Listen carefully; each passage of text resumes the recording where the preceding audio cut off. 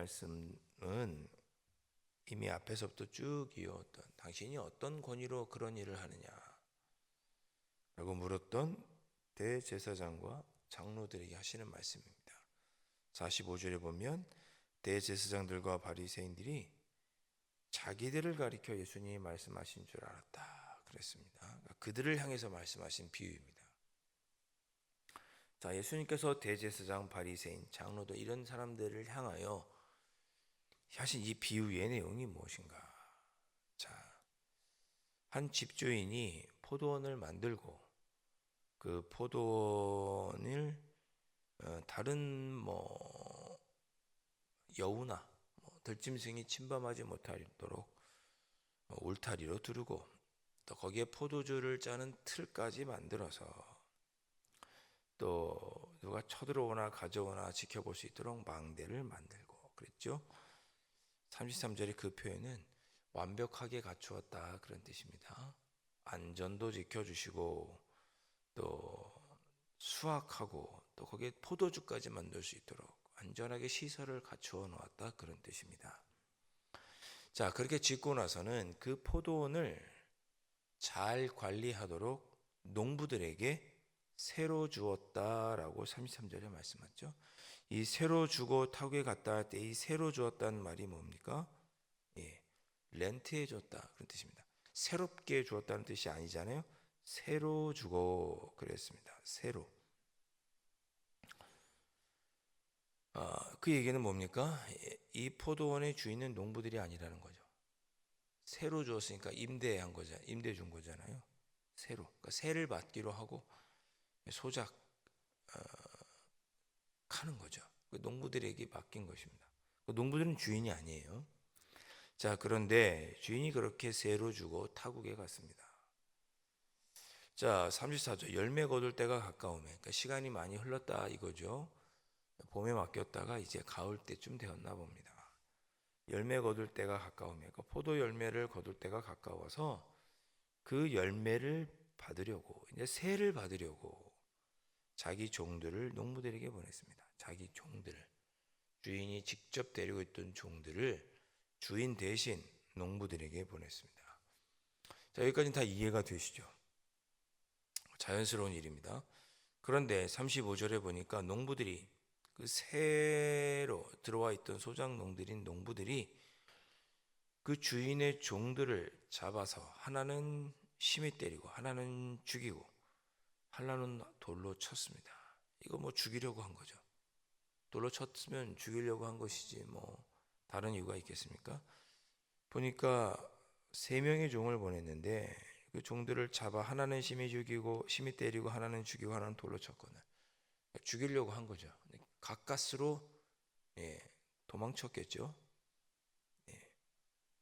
그리고 그 일이 있고 나니 주인이 왜 이놈들이 내게 안 그러지 하고 또 다른 종들을 처음보다 많이 보냈습니다. 처음에 3명 보냈으니까 처음보다 많이 보냈습니다.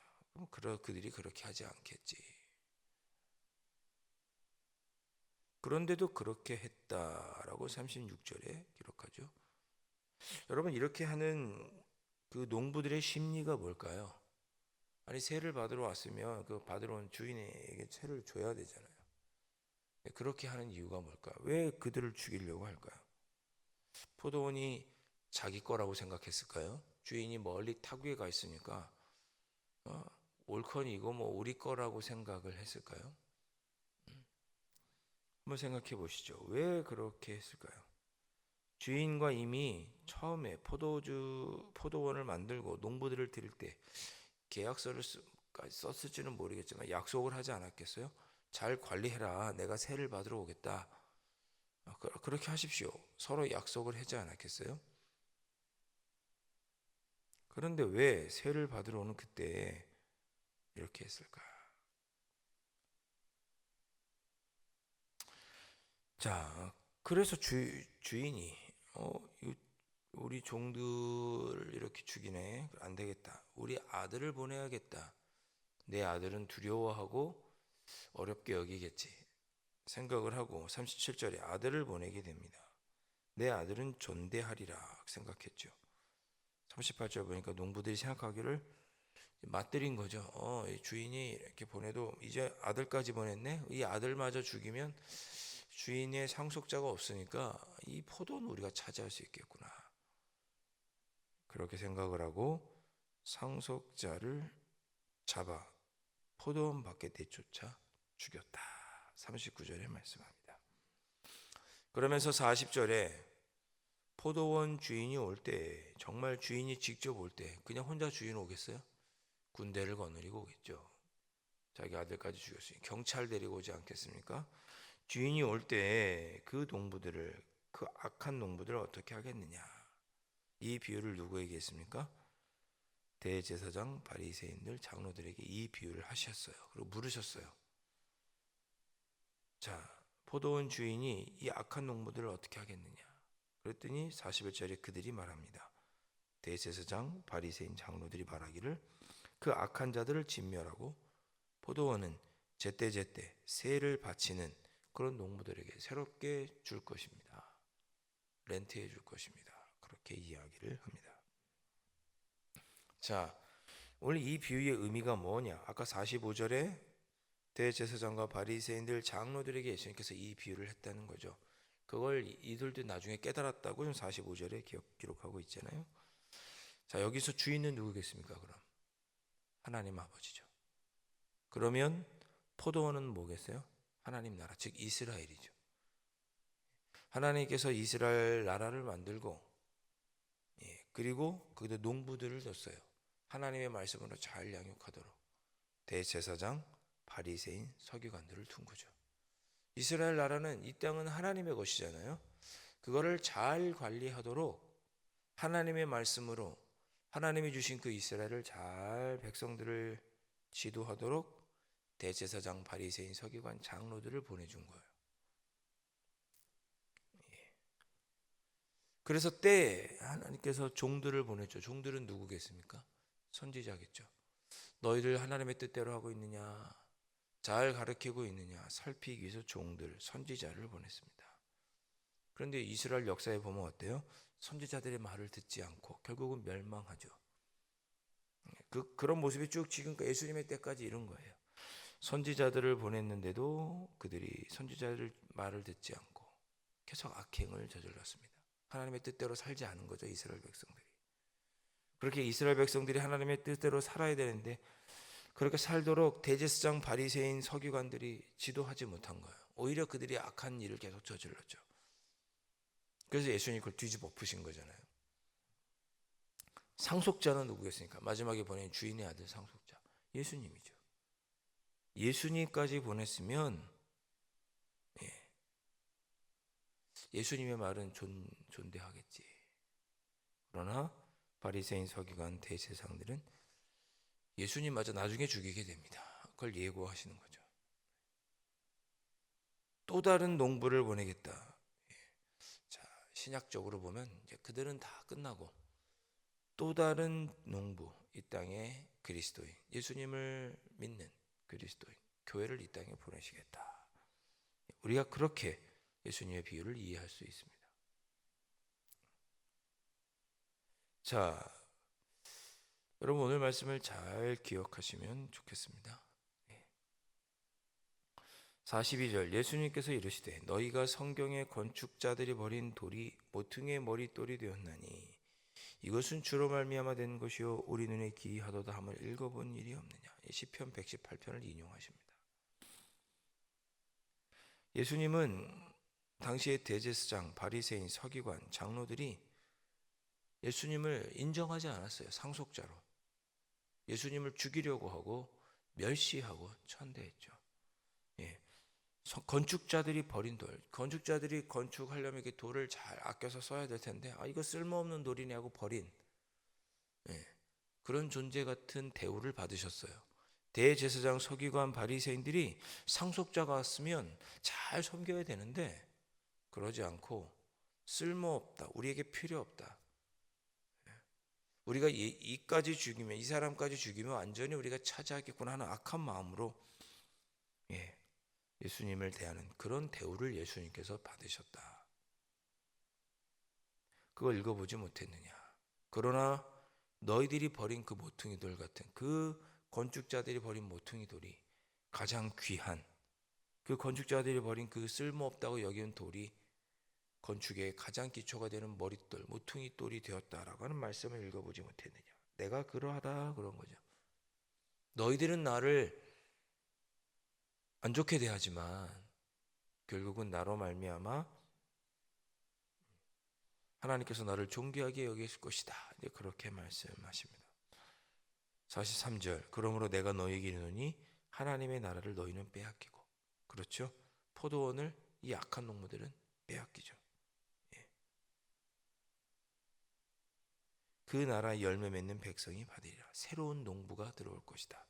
예수 그리스도를 믿는 새로운 나의 제자들이 나의 뒤를 따르는 자들이 그리스도인들이 새롭게 하나님의 나라를 차지하게 될 것이다. 이렇게 말씀하십니다.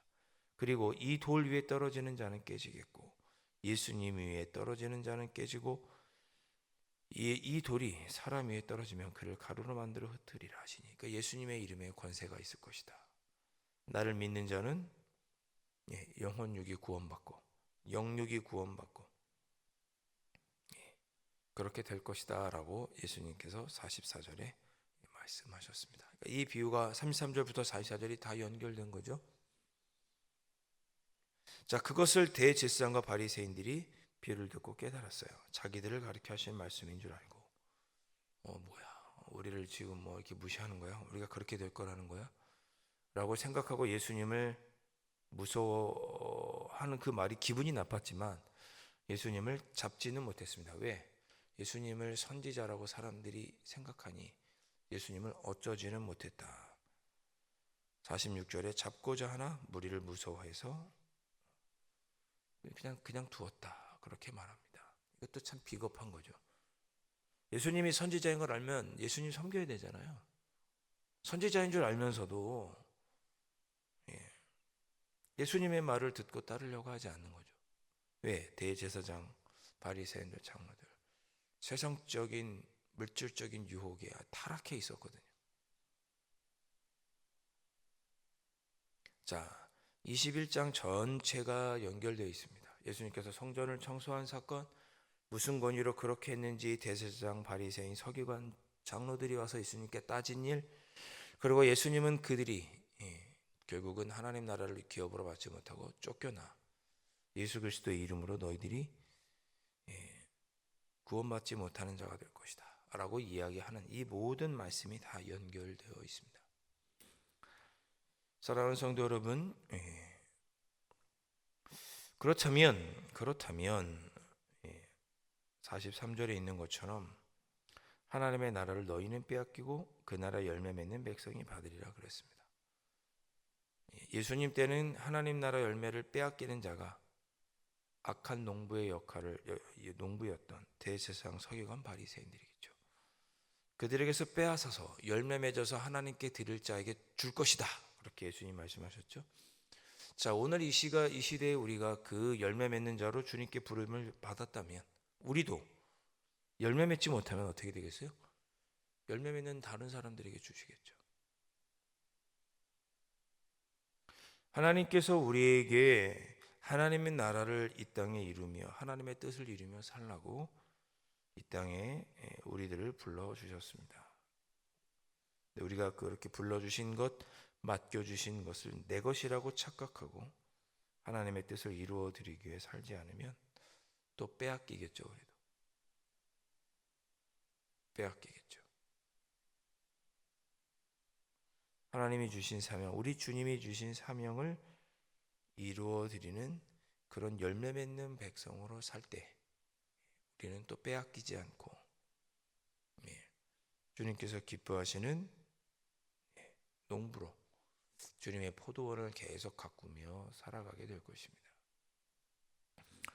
오늘 말씀을 제가 방금 드린 그 말씀의 관점에서 여러분 각자가 은혜를 잘 받으셨으면 좋겠습니다. 그래, 하나님이 맡기신 것을 내 것이라고 착각하며 살지 말자. 하나님의 뜻을 이루며 살도록 나를 부르셨는데 하나님의 뜻을 이루기 위해서 살지 못하는 그런 모습이 있다면 빼앗기게 되겠구나. 하나님께서 걷어가시겠구나.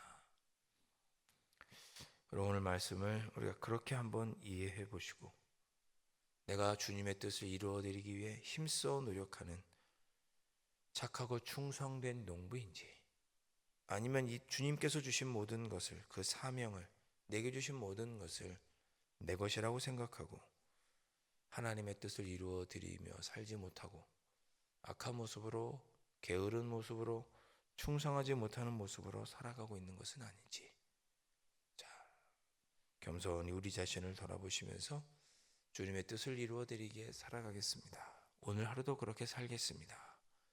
마음속에 결단해 보시는 이 새벽이 되실 수 있기를 주님의 이름으로 축원드립니다. 기도하겠습니다. 사랑하는 주님, 주님은 이 땅에 오셨을 때 하나님의 뜻대로 부르심을 받았음에도 하나님의 뜻대로 살지 않았던 대제사장과 바리새인들, 장로들이 다 빼앗기고 포도원에서 쫓겨날 것이라고 경고하셨습니다. 아버지 하나님, 이 말씀으로 오늘 우리 자신, 우리를 돌아보니 혹여나도 하나님의 뜻을 이루어 드리지 못함으로 하나님 보시기에 게으른 종이 되어서 혹시 쫓겨나는 그런 모습은 아닌지 우리 자신을 돌아볼 수 있도록 성령 하나님 인도하여 주시고, 다시금 하나님의 뜻을 이루어 드리는 참 포도원의 참 품꾼으로 살겠노라고 다짐하는 이 새벽이 될 수 있도록 성령 하나님 저희를 인도하여 주시옵소서. 귀하신 예수 그리스도의 이름으로 간절히 기도하옵나이다. 아멘. 하늘에 계신 우리 아버지, 아버지의 이름을 거룩하게 하시며 아버지의 나라가 오게 하시며 아버지의 뜻이 하늘에서와 같이 땅에서도 이루어지게 하소서. 오늘 우리에게 일용할 양식을 주시고 우리가 우리에게 잘못한 사람을 용서하여 준 것 같이 우리 죄를 용서하여 주시고 우리를 시험에 빠지지 않게 하시고 악에서 구하소서. 나라와 권능과 영광이 영원히 아버지의 것입니다. 아멘.